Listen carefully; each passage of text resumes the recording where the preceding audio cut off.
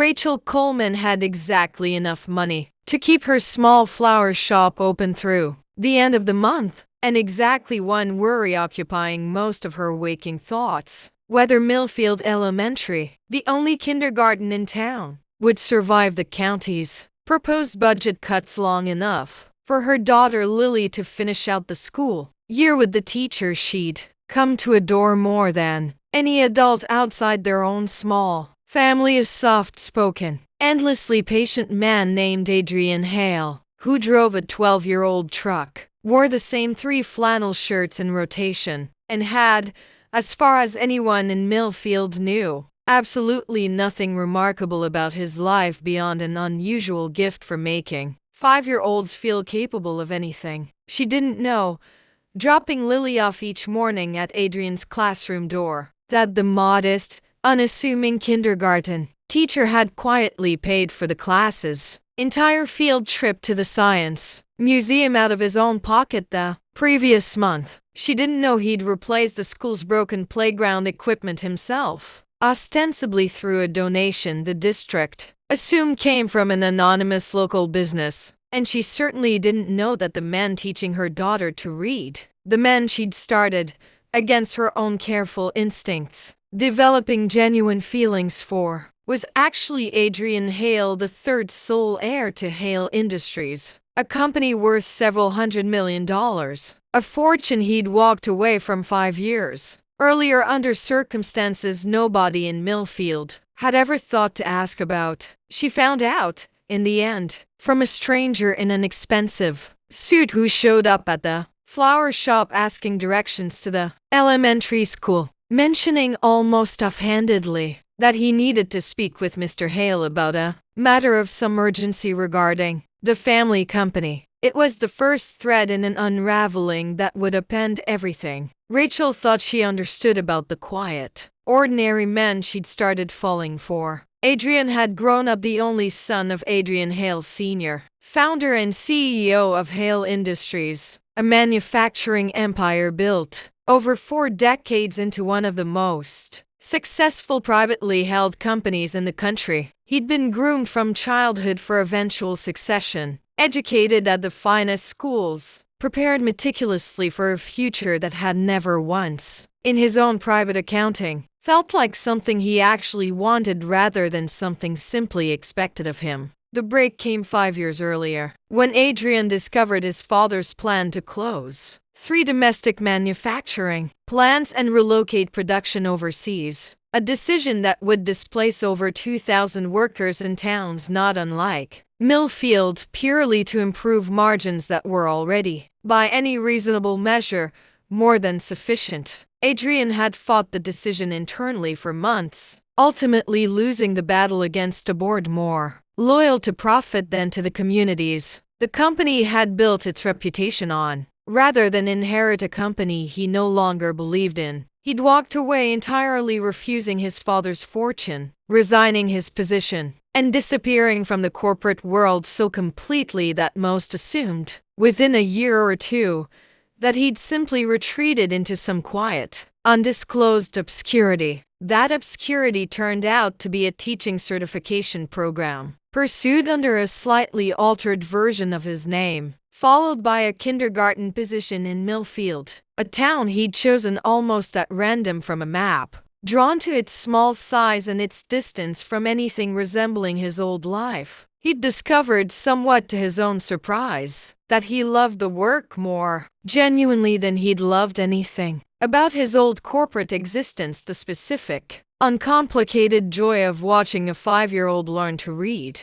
unburdened by boardrooms or quarterly earnings, or the particular loneliness of being valued primarily for what he could inherit rather than who he actually was. He kept the wealth quiet, not from shame, but from a hard-won understanding that money changed how people treated him in ways he'd spent years learning to resent: the calculated warmth of people who wanted something, the subtle shift in how conversations went once his last name registered in Millfield, teaching under a life he'd built entirely from scratch. People liked him for exactly who he presented himself to be, and Adrian had come to guard that particular hard-earned authenticity more fiercely than he'd ever guarded the family fortune itself. Adrian's relationship with his father had never fully recovered from the falling out. The two men reduced to stiff, infrequent phone calls that rarely lasted more than a few minutes, each conversation carrying the particular strain of two people who loved each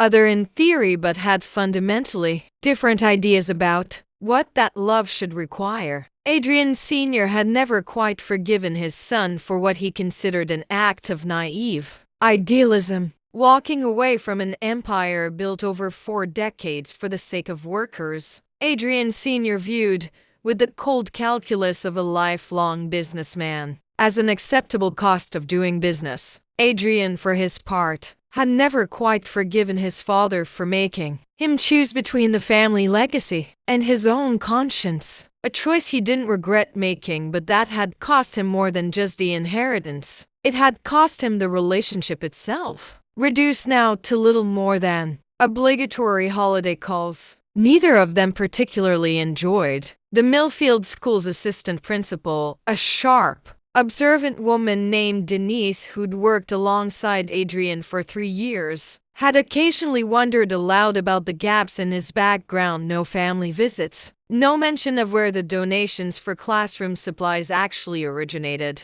A general vagueness about his life before Millfield that most people attributed to simple privacy, but that Denise, more perceptive than most, had quietly suspected concealed something more significant. She never pushed a question directly, respecting the clear boundary he maintained, though she'd mentioned to her husband more than once that their kindergarten teacher carried himself, at times, with a bearing that seemed distinctly at odds with his modest teaching salary. He noticed Rachel the way he noticed most of his students' parents, with warm, professional friendliness, until that friendliness gradually became something else entirely. Watching her manage single motherhood and a struggling small business with the resilience and warmth that reminded him, he eventually admitted to himself, of exactly the kind of genuine, unpretentious life he'd left everything behind to find. Their relationship developed slowly, built on parent-teacher conferences that ran unusually long, chance encounters at the town's single grocery store, and eventually,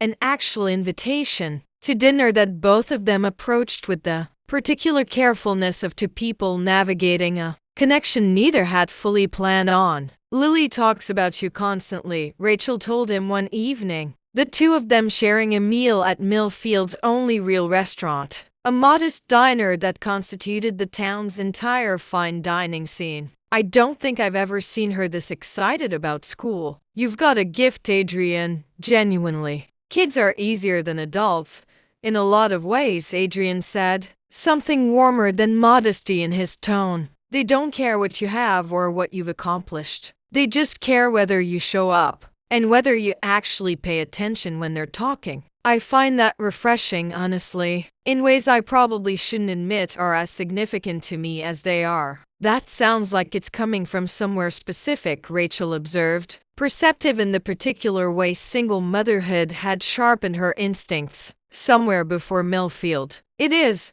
Adrian admitted, though he deflected the deeper explanation with practiced ease, a skill he'd honed over 5 years of protecting the privacy he'd built. "Long story. Someday, maybe." Their closeness deepened over the following weeks, built on small, ordinary intimacies. Adrian helping Rachel repaint the flower shop's back room on a weekend, Rachel bringing him coffee most mornings before drop-off, both of them settling into an easy rhythm that felt, to Rachel at least, like the first genuinely uncomplicated relationship she'd allowed herself since Lily's father left when Lily was barely 2. She found herself, on more than one occasion, catching small details about Adrian that didn't quite add up to the modest life he presented, the quality of his old truck's engine despite its worn exterior, a passing comment about a childhood spent partly in Europe that he quickly redirected, an ease with financial terminology that surfaced once during a conversation about her shop's struggling books. before he seemed to catch himself and steer the conversation elsewhere. She didn't push, assuming, as most of Millfield did, that these were simply small eccentricities rather than evidence of anything larger, though the accumulation of small inconsistencies lingered in the back of her mind in a way she couldn't quite articulate even to herself. The news about Millfield Elementary's budget crisis arrived in early spring, a county funding shortfall that threatened to close the school entirely within the year, consolidating its students into a district nearly 40 minutes away, a devastating prospect for a town built, in no small part, around the institution at its center. Rachel watched Adrian's reaction to the news with something like confusion, noting a controlled, deliberate calm in him that seemed disproportionate to a teacher facing the potential loss of his job and his students' community. It was 2 weeks later, on an ordinary Tuesday afternoon, that Marcus Webb arrived at Rachel's flower shop asking directions to the elementary school, mentioning the family company, mentioning Adrian's actual last name with a specificity that made Rachel's stomach drop even before she fully understood why. She found herself, an hour later, standing outside Adrian's classroom after dismissal, waiting for him with an expression he clearly read immediately as trouble. "A man came into my shop today," Rachel said, before he could offer any greeting. "Marcus Webb said he needed to speak with Adrian Hale about Hale Industries." "Adrian?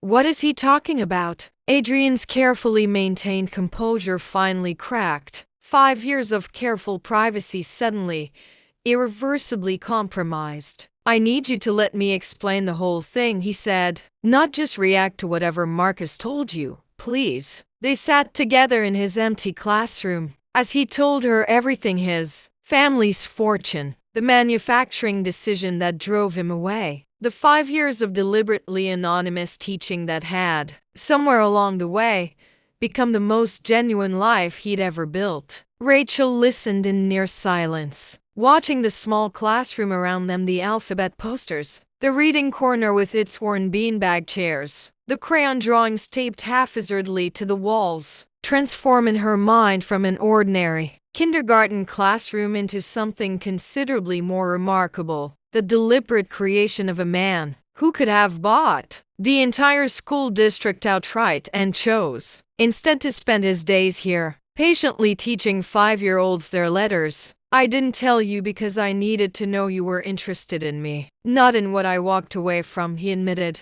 "Every time I got close to telling you, I was terrified it would change how you saw me, the same way it changed everyone else once they found out. My last relationship, before I left the company, she stayed for 3 more months after finding out how much I was actually worth, and then left the moment I told her I was walking away from the inheritance. I've been careful ever since, maybe too careful, about who gets to know that part of my life." "That explains the caution," Rachel said slowly, still processing. "It doesn't quite explain why you never even hinted at it, Adrian. 5 years is a long time to keep something like this from an entire town that clearly loves you." "I know," he admitted. "I told myself it was protecting the life I'd built. I think, if I'm honest, it was also just easier to be simply Adrian the kindergarten teacher than to carry the weight of Adrian Hale III, heir to a legacy I never wanted,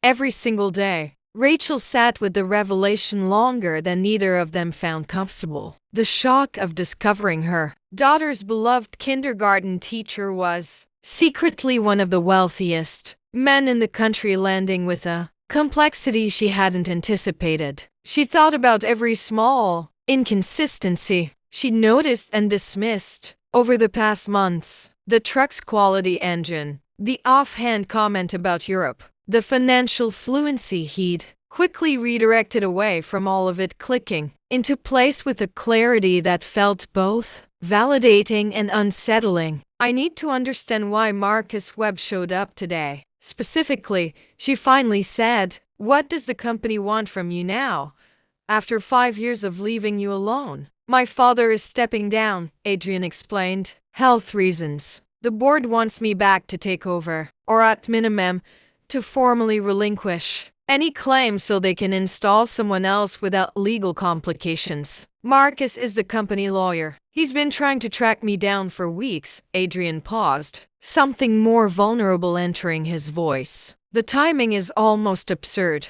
Millfield Elementary is about to close for lack of funding, and the same week, I get pulled back into a fortune large enough to save the school 100 times over, if I wanted to use it that way. Do you want to? Rachel asked. Use it that way? I've spent 5 years telling myself the money was poison, Adrian admitted. That walking away from it entirely was the only way to build something real. But watching this town, watching Lily's classroom, watching everything I've actually come to love here about to disappear because of a funding gap I could solve without even noticing the dent in my own finances. I don't know how to keep telling myself the money is meaningless when it could actually fix something that matters. Then use it, Rachel said simply. Adrian, walking away from wealth to build something real was brave, but refusing to use it now, out of pride or fear of what people will think, isn't the same kind of brave. It's just a different kind of hiding. Adrian sat with that for a long moment,